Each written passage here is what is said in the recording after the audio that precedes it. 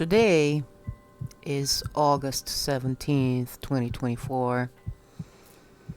I woke up again very early, but I managed to have restful sleep because that's the intention I set, considering that I don't seem to get a lot of rest.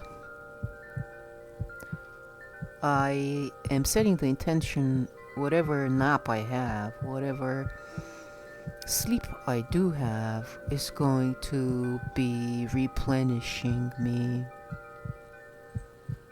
Now, this is not going to be for everybody. I'm going to talk a lot about childhood, and that's probably very boring to some people.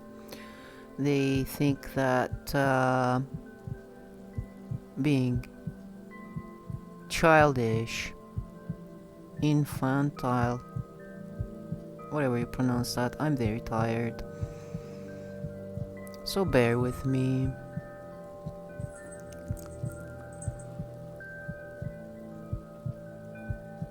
I have to start there because that's when you're being molded by the circumstances all around you, which you have no control over. When I think of children, I think of vulnerable children. It takes years to grow and be able to be independent. And to me, I've always been interested in how I can find solutions around things that I did not have control, but they were harming me. At the same time, you are supposed to respect the authority, and every time you look at these things, you need to look at them from all facets. It is a multitude out there.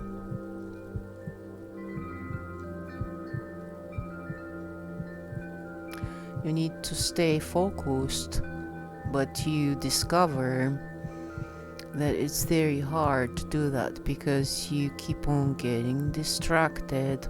This is probably something that really shown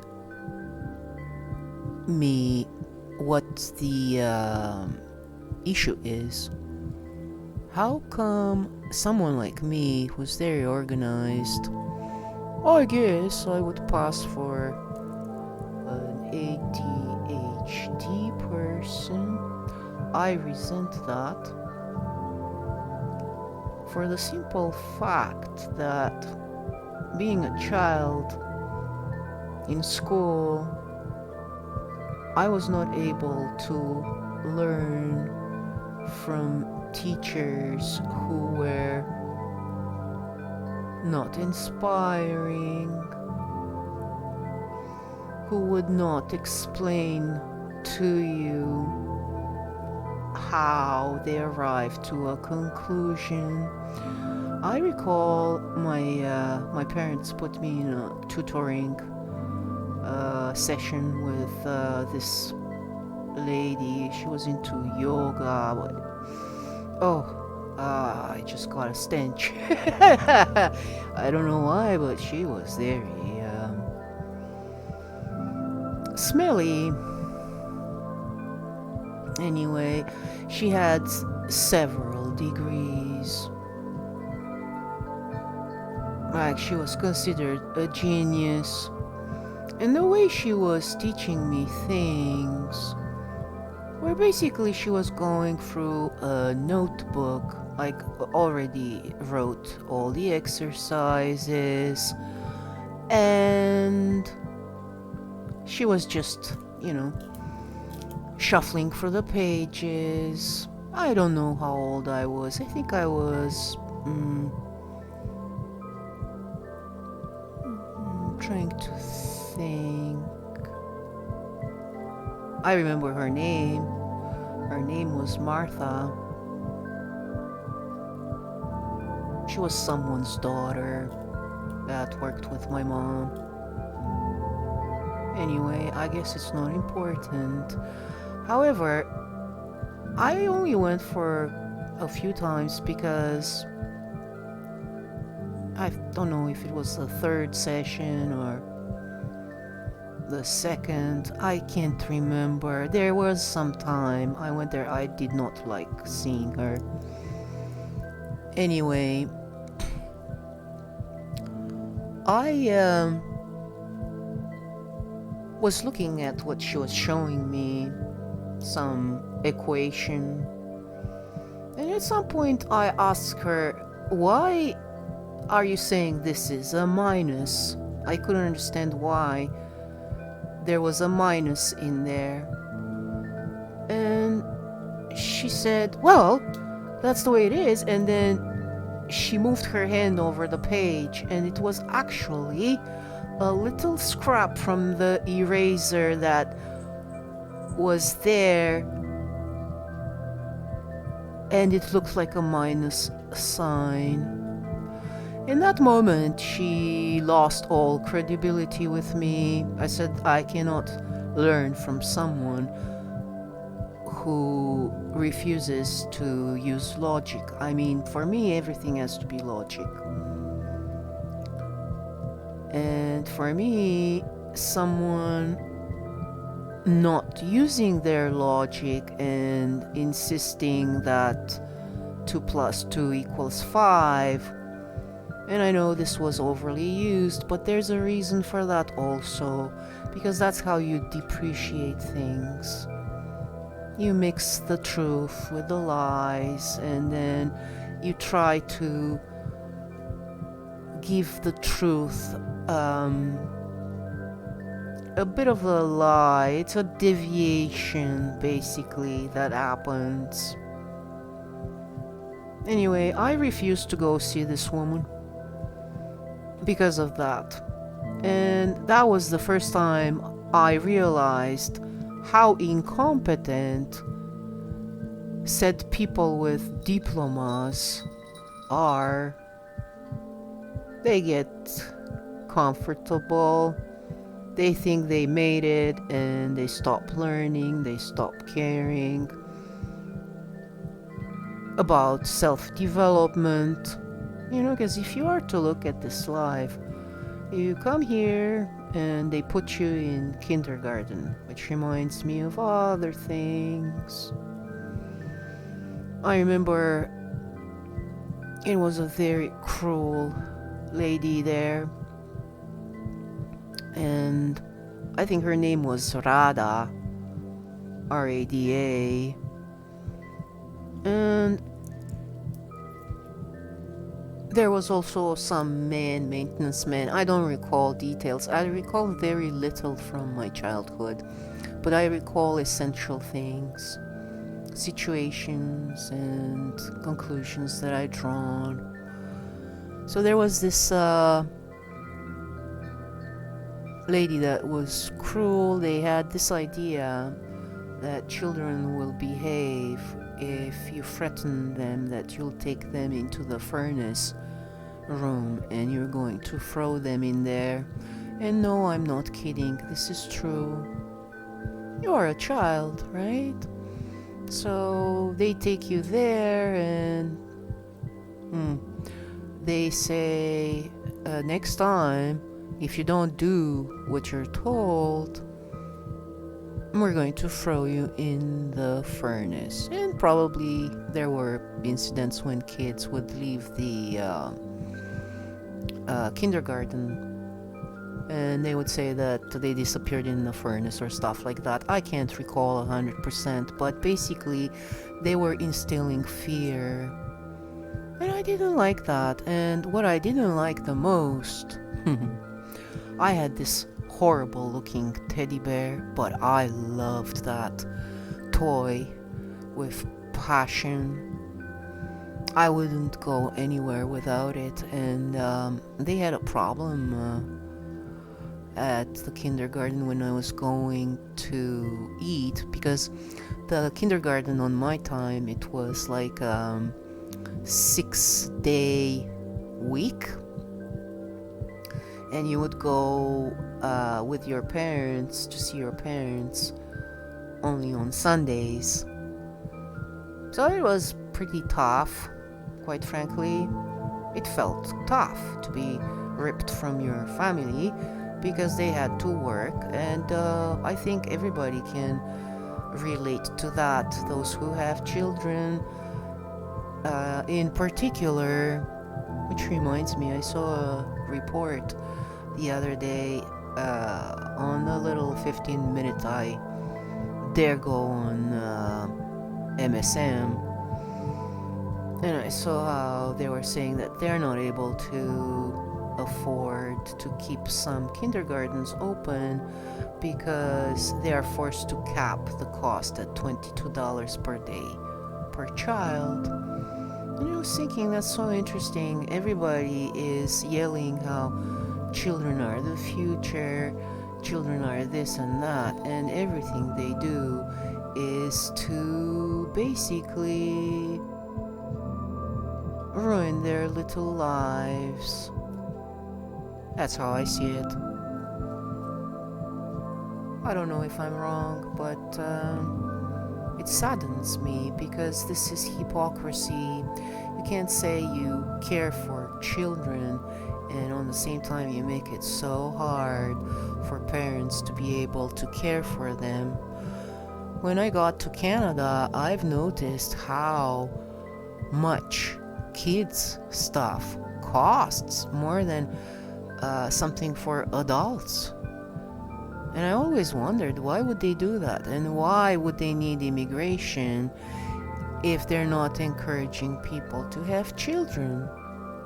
You don't encourage people to have children if they need to have several jobs and they have to entrust their kid to someone else to be taught how to behave. More precisely, how to obey. In my mind, a child needs to grow under their parents constantly, seeing what they're doing. Like I was watching my dad fixing all sorts of things, playing the piano. I bought him a keyboard, electronic keyboard, Casio, when he first came here, and he was so in love with it. I still have it, and I hope to start playing it soon. I'm just trying to put myself together. Anyway, from there, I was talking about the teddy bear. It was an ugly little thing, but I loved it so much. It had like brown and green. It was really ugly, but it didn't matter to me. It was my friend. So I was taking him, because it was a him. I forgot if I named him, because I typically name everything. But I don't recall giving him a name. I think I started doing that a bit later. And what happened was that I was taking him to eat, right? And I was trying to hide him, but I was tiny, right? So they would see it. And they didn't like the fact that I had an attachment to this toy. So what they decided to do is take me into the furnace room. It was somewhere obviously in the basement. And they opened the furnace and they took my teddy bear and they pretended that they threw it into the fire. I was very upset because of that. They didn't do that because I recall I had it afterwards. And then, I don't know, because I was hugging it and, taking it everywhere with me, it kind of got, loose type of thing. And I was too little to be able to sew it, reinforce it, and my mom decided to throw it in the garbage. I am still trying to think, why would she do that? Said, you don't need this anymore. I think I think kids need to have little things from their childhood to remind them of their childhood. Otherwise, it's like a blur, right? Maybe it's just me having this problem remembering things. But I do remember a few things that set a trend, you know. Anyway, once I saw that, I wasn't happy, obviously. And I was thinking how cruel it is to scare a kid like that. I know I would never do such a thing. Tough love, eh? Tough love from someone who's not your parent. I don't think my father would have done that, nor my mother. That is why I think it's so important to give children the education they need, how to care for things, how to care for nature, how to live in harmony.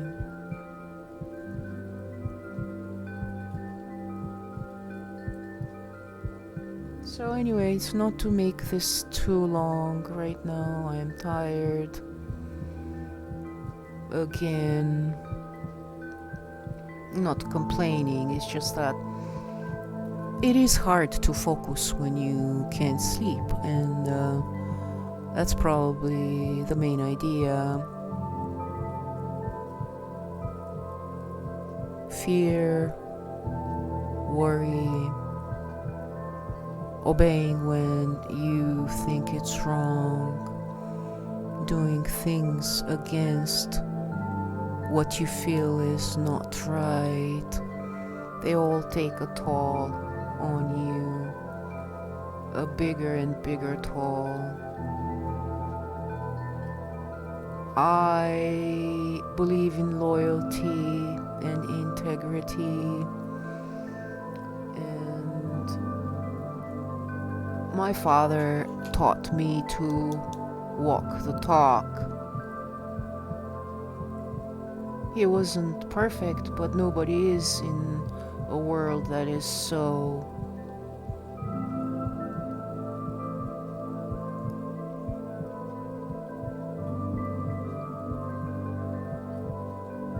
not sure what to say other than it's an illusion in many ways. The illusion of you not having the power is the first one, making you always believe, like in the Plato's cave, that the shadows are actually monsters.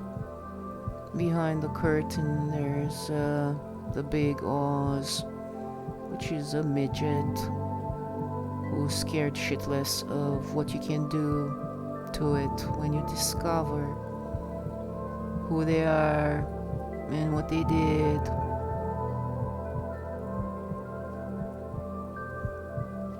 So, the most important thing when you go through your past, through your history, you need to see how you behaved, why you behaved in a certain way, and most of all, if you were influenced to do that. And because I am very loyal and I take seriously everything, while others are not, they're just doing a job, let's say, without putting any soul into it. There's so much incompetence that in the end it crumbles. It's impossible to have a carbon copy of a carbon copy of a carbon copy of a carbon copy.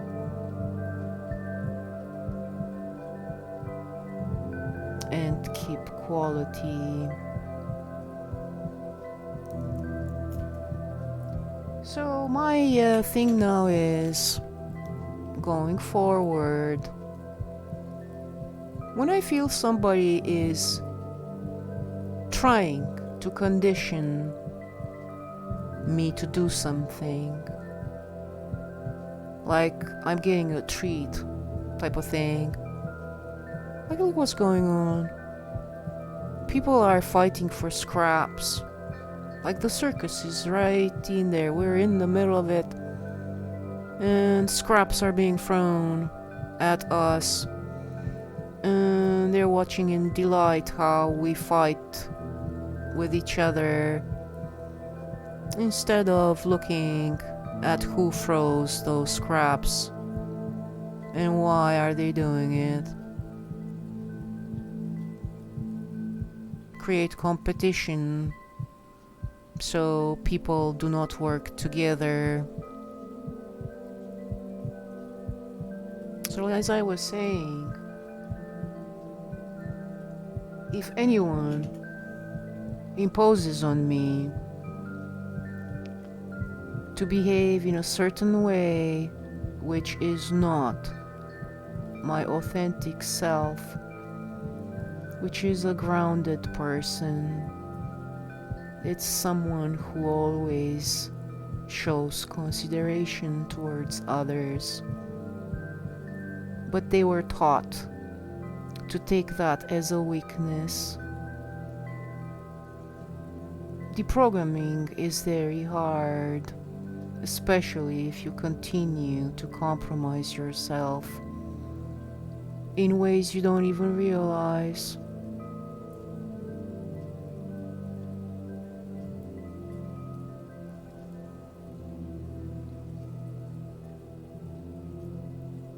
That's why there needs to be a balance. I believe in 2013 or about that time, I probably could find out, I don't know, if I go on Amazon and I look for it. No, I think it was in 2020 or 2019, 2018. It is a process, okay? There are things that come to my mind and I'm wondering, why is this coming to my mind? And why? Why did I forget about it? How is it possible to forget something so important? And now when I have recurring thoughts like that, I always take a second look, a third look, a fourth look, a fifth look, as many times as I need to, until I see everything about that small event that took place. No matter what it is,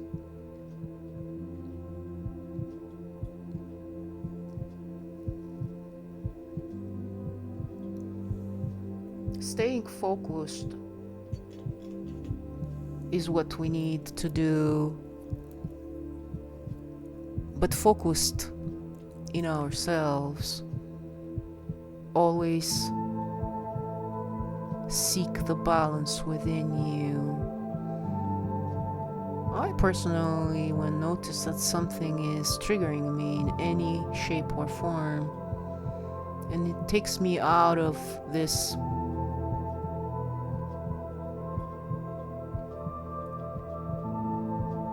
calm that I have, my inborn serenity,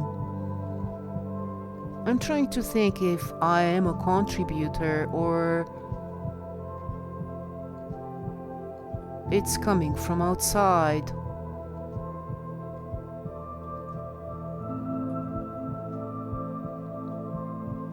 I only discovered how much I enjoyed being by myself when I immigrated to Canada.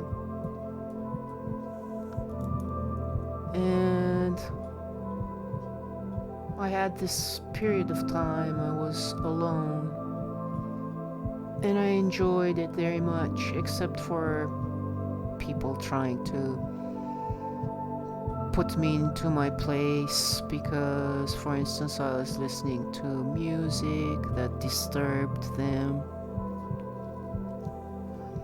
People complaining that I'm slamming the door. It was not my fault.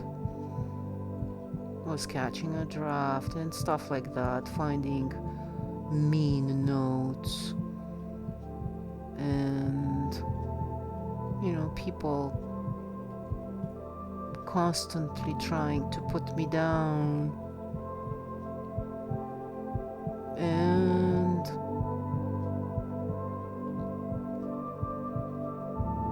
basically always trying to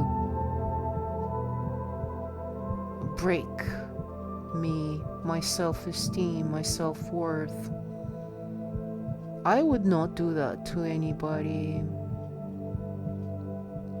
So I kept on thinking, why do I feel that this is what's happening to me constantly? Why, when I lift someone up, they choose to put me down in backhanded ways?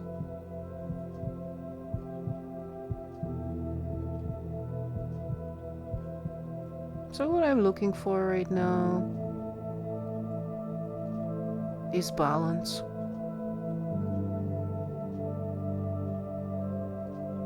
People who stop being insecure and perceive someone else as a threat just because they have a different point of view. I don't mind hearing what point of view others have at all. I want to hear what others think. It is important because you never know everything. You can't possibly know everything. And that is so logical to me and obvious. It pains me to bring it up again and again. But nowadays, pointing out the obvious has become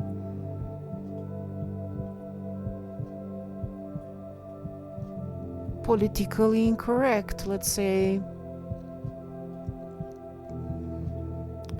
So if somebody, let's say, offers you something, but they start putting conditions, and the more you go along with it just because you don't want to argue, that's my case. I don't like to argue. I avoid it till the last minute. And then they seem to think that they can push further and further. because they think they know you and they associate you with a doormat while they love you or care about you.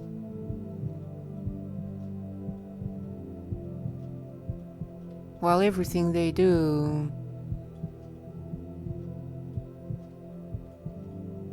is showing some things that are hard to accept.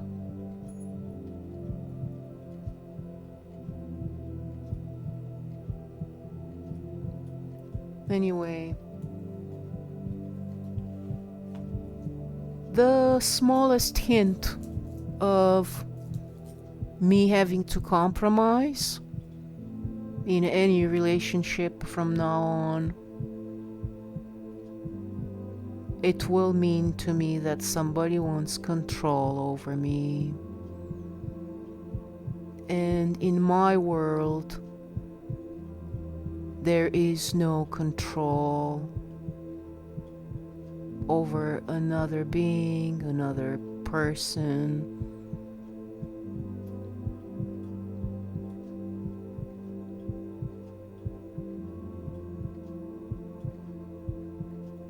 Breathing in and out and calming down before we react to triggers, provocations. It's a good idea to sit back and wait while everybody thinks you're sleeping. All this time, you're taking note. And that is called strategy. I love you all. Take care.